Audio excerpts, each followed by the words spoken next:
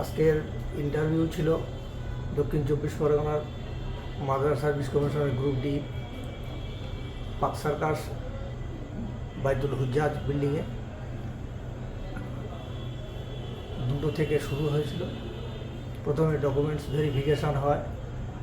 Documents verification হওয়ার পরে উপরে দোতলা রুমে পাঠালেন, যে রুমে পড়েছে প্রথম বোর্ড নম্বর 1-এ আমার ইন্টারভিউ হয়। সেখানে গিয়ে ভিতরে অনুমতি নিয়ে ঢোকার পরে অনুমতি নিয়ে আবার বসি। 3জন অফিসার ছিলেন। প্রথমে নাম জিজ্ঞেস করলেন, আমার কাছ থেকে কল লেটারটা চাইলেন, যে বয়স সম্বন্ধে জিজ্ঞেস করলেন। বয়স আমি আমার যা বললাম শুনে বললো যে অনেক বয়স হয়ে গেছে, তো বাড়ি কোথায়, দেশের বাড়ি ঠিকানা বললাম। তারপর বলছেন পড়াশোনা কতদিন আগে ছেড়েছেন। বললেন স্যার পড়াশোনা আমি ছাড়িনি, এই তো 2018 সাল পর্যন্ত আমি পঞ্চায়েত কর্মী সহায়ক পরীক্ষায় রিটেনে পাশ করে 22 লাখ ছেলের মধ্যে 19 সালে ইন্টারভিউ দিলাম, দিয়েও হয়নি। এইভাবে আমার আজকের নিয়ে এই 7খানা পরীক্ষা, আমি লিখিত পরীক্ষা পাশ করার পরে ইন্টারভিউ দিতে এসেছি।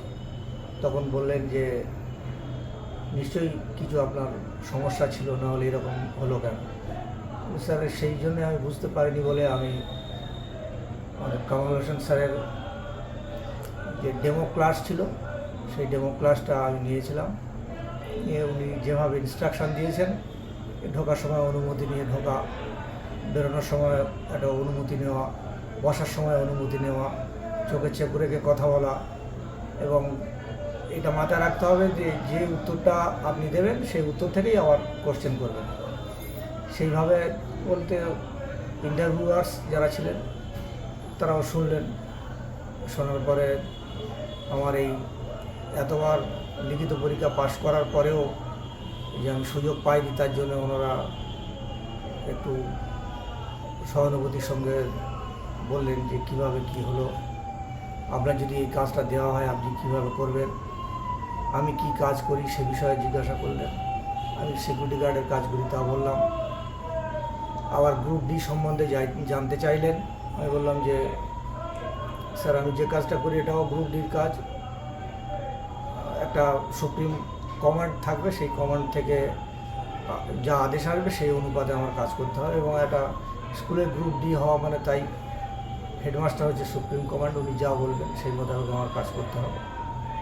এছাড়াও স্কুলের গ্রুপ ডির একটা কাজ ঘন্টা মারা, খাতাপত্র ফাইলপত্র এগুলো এই রুম থেকে ও রুমে দিয়ে আসা। এছাড়া হেড স্যার যা বলবেন সেগুলো করা, তালা বন্ধ করা, তালা খোলা, এই সমস্ত কাজ গ্রুপে। শেষে ওনারা বললেন ঠিক আছে আপনি আসুন। আমি ফ্যামিলি মেম্বার্সের সম্বন্ধে জিজ্ঞাসা করলেন, ছেলে মেয়ে সম্বন্ধে জিজ্ঞাসা করলেন, তাদের পড়াশোনা সম্বন্ধে জিজ্ঞাসা করলেন। পড়াশোনার কথা শুনে বাচ্চাদের ওনারা খুশি হলেন, এবং তারপরে আমি পড়াশোনার জায়গায় বাচ্চাদের পড়াশোনা করাচ্ছি বলে আমার কাজের কীভাবে কাজ করব, স্কুলের এই কাজটা ভালো পারবো কি না সে বিষয়ে জিজ্ঞাসা করলে আমি বলছি স্যার আমি বাচ্চাদের পড়াশোনা নিয়ে এখনও ব্যস্ত বা এখনও পড়াশোনার সঙ্গে যুক্ত, তো আমি এই কাজ পেলে আমি খুব খুশি হব, আন্তরিকতার সঙ্গে করতে পারবো। আমার বাড়ির স্যার জিজ্ঞাসা করতে আমি বাড়ির ঠিকানা বলেছি যে মগরাহাট থানার ধনপদা অঞ্চলের বিশ্বেশ্বরপুর গ্রামে। ওনারা শেষ পর্যন্ত খুশি অবস্থায় আমার বললেন ঠিক আছে আপনি আসুন।